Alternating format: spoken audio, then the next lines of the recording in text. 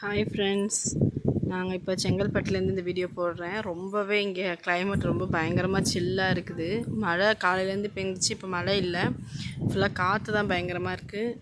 எங்கள் வீடு 3வது மாடியில் இருக்கோம். இங்கேயே பயங்கரமாக காற்று வருது. அங்கே மலையில் ஒரு கோயில் தெரியுதுல்ல, அது முருகன் கோயில் தான். பார்த்துங்க, ஓம் தெரியுது பார்த்தீங்களா, முருகன் கோயில் இது.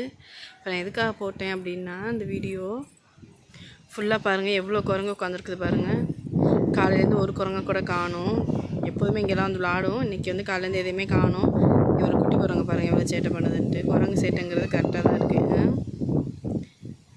பாவம், காலையிலேருந்து இதுக்கெல்லாம் எங்கேருந்து சாப்பாடு இதெல்லாம் கிடச்சிச்சின்னு தெரில. இப்போ சாப்பாடு தேடி எல்லாம் வீட்டுக்குள்ளே வர ஆரம்பிச்சிருச்சு.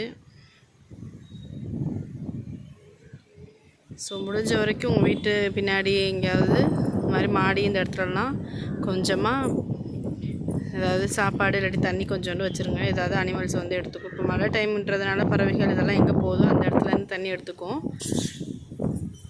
சாப்பாட்டுக்காக அலைஞ்சிட்ருக்காங்க. ஓகே ஃப்ரெண்ட்ஸ், இதான் எங்கள் ஏரியா. பார்த்துக்குங்க எப்படி இருக்குன்ட்டு. கிளைமேட் பயங்கரமாக இருக்குதுங்க. இதில் முக்கியமான விஷயம் என்னென்னா, இந்த துணி காய போடுறது வந்து ரொம்ப சிரமமாக இருக்குதுங்க. 2 நாள் ஆச்சு ஒரு துணி நான் காயலை. இதுதான் எங்கள் வீடு. வியூ எப்படி இருக்குது பார்த்தீங்களா. கீழே பசங்கள்லாம் இந்த மழையை கூட வேஸ்ட் ஆக்காமல் விளாண்டுட்ருக்காங்க. மழைக்கு லீவ் விட்டாலும் போதும், இந்த பசங்களுக்கு இது ஒரு கொண்டாட்டமாக இருக்குதுங்க.